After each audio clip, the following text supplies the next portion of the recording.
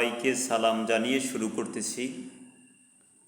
আজকে আমরা জানব মানুষ মারা গেলে তার জন্য দোয়া, তার জন্য সাদকা, উপকারী জ্ঞান, এই সমস্ত বিষয় কি কাজে আসে?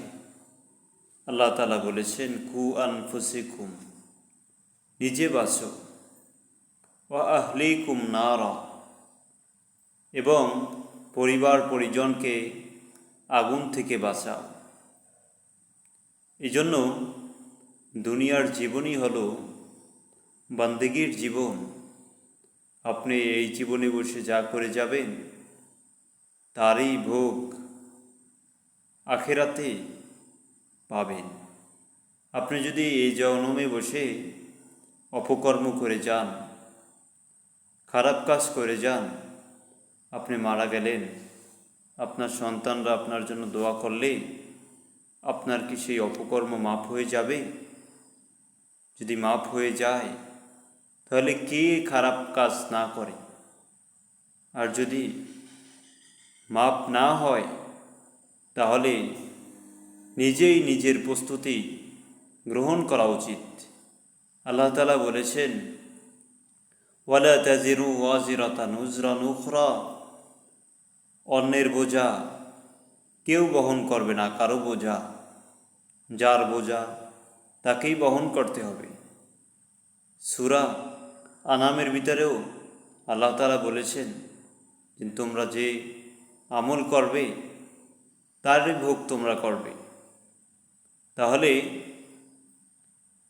এই কথা রয়েছে কোরআনের বিভিন্ন জায়গায়, ওয়ালা তাজিরু ওয়াজিরাতান উজরা উখরা, কেউ কারো বোঝা বহন করবে না। যদি আপনার সন্তানের ভালো দোয়া আপনার কবরে কাজে যায় তাহলে কেন খারাপটাও কাজে যাবে না? সে যদি অন্যায় করে, অপরাধ করে, কেন আপনার কবরে যাবে না? যদি যায়, যদি না যায়, দুইটার একটাও যাবে না। কেউ কারো বোঝা বহন করবে না।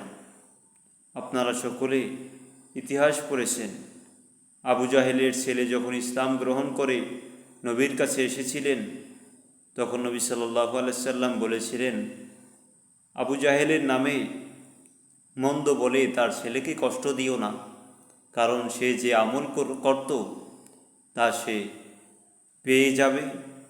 আমরা যাই করি না কেন তাতে তার ছেলের মনেই কষ্ট লাগবে। তাহলে এই ঘটনা থেকেও বোঝা যায় যে তার ছেলে ভালো কাজ করলে সে তার উপকার পাবে না, এবং সে যেটা করত সেটাই সে পৌঁছে গিয়েছে। অতএব আমরা নিজেরাই নিজের ভালো দুনিয়াতে বসে গুছিয়ে নেই। ছেলের জন্য উপকারী জ্ঞান শিক্ষা দেওয়া এটা প্রত্যেক পিতামাতার দায়িত্ব।